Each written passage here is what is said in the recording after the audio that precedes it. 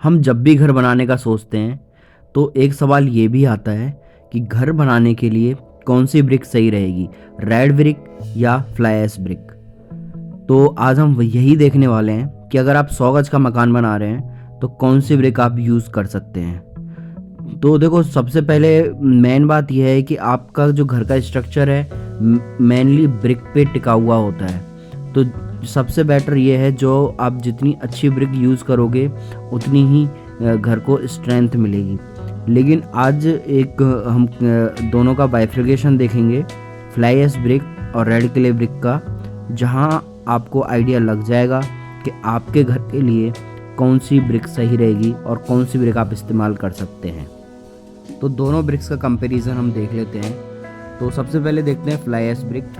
तो fly ash brick की बात की जाए तो ये जो ब्रिक है ये सीमेंट, स्लैग और फ्लाई ऐश से बनाई जाती है। वहीं रेड क्ले ब्रिक की बात की जाए तो रेड क्ले ब्रिक जो है क्ले से बनती है, मिट्टी से बनाई जाती है। फ्लाई ऐश ब्रिक जो है वो यूनिफॉर्म शेप में होती है क्योंकि इसको कास्ट करने के लिए मशीन मोल्ड का यूज़ किया जाता है।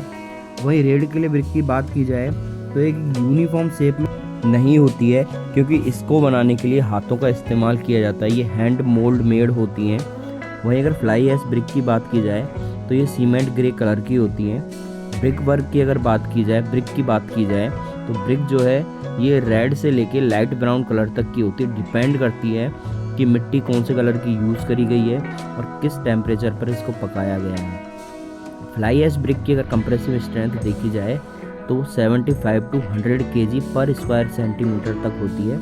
रेड ब्रिक की अगर कंप्रेसिव स्ट्रेंथ देखी जाए तो वो 30 टू 35 kg पर स्क्वायर सेंटीमीटर तक होती है। फ्लाई ऐश की डेंसिटी 1700 से 1850 kg पर मीटर क्यूब तक होती है। वहीं ब्रिक की बात की जाए तो ब्रिक की जो डेंसिटी है वो 1600 से 1750 kg पर मीटर क्यूब तक होती है। फ्लाई ऐश ब्रिक के अंदर देखोगे ना, वेस्टेज कम होता है, 2 से 5% ही होता है। लेकिन रेड ब्रिक के अंदर अगर आप बात करोगे तो जैसे साइटों पे भी गए हों, विजिट किए हुए हों, तो काफ़ी छोटे छोटे टुकड़े और वेस्टेज बहुत होता है। तो लगभग 10% के आसपास वेस्टेज देखने को मिल जाएगा। फ्लाई ऐश ब्रिक जो है उसका वाटर एब्जॉर्प्शन अबाउट 6 से 12% होता है। और वहीं अगर रेड ब्रिक की बात की जाए तो उसको पानी ज़्यादा चाहिए होता है और वो पानी ज़्यादा पीती है और उसका वाटर एब्जॉर्प्शन जो है 20 से 25% तक होता है।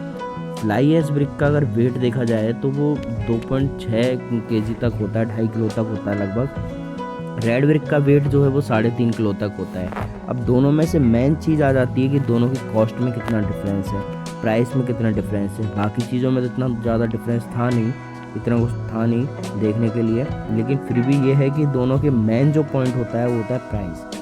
तो फ्लाई ऐश ब्रिक की बात की जाए तो ये जनरली मार्केट में 4 रुपये से लेके 6 रुपये तक अवेलेबल रहती है।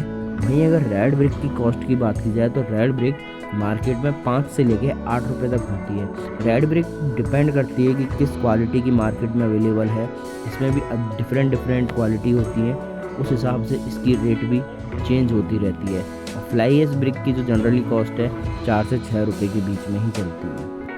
अगर आपके एरिया में रेड ब्रिक इजीली अवेलेबल है, जिसकी मैन्युफैक्चरिंग आसपास होती हो, भट्टियाँ जिसे बोला जाता है वो आसपास है, तो आप वहाँ से रेड ब्रिक ही परचेज़ करें और अपने मकान में यूज़ करें क्योंकि वो आपको थोड़ी सस्ती भी पड़ेगी और इजीली आपको ट्रांसपोर्टेशन का भी ज़्यादा उसमें खर्चा नहीं होगा। लेकिन अगर आप आसपास रेड ब्रिक नहीं है और आपको वो कॉस्टली पड़ रही है तो मैं सजेस्ट करूँगा फ्लाई ऐश भी यूज़ कर सकते हो। और जनरली अगर 3-4 मंजिल तक आप बना रहे हो और ब्रिक अवेलेबल है तो आप ब्रिक का ही यूज़ करें,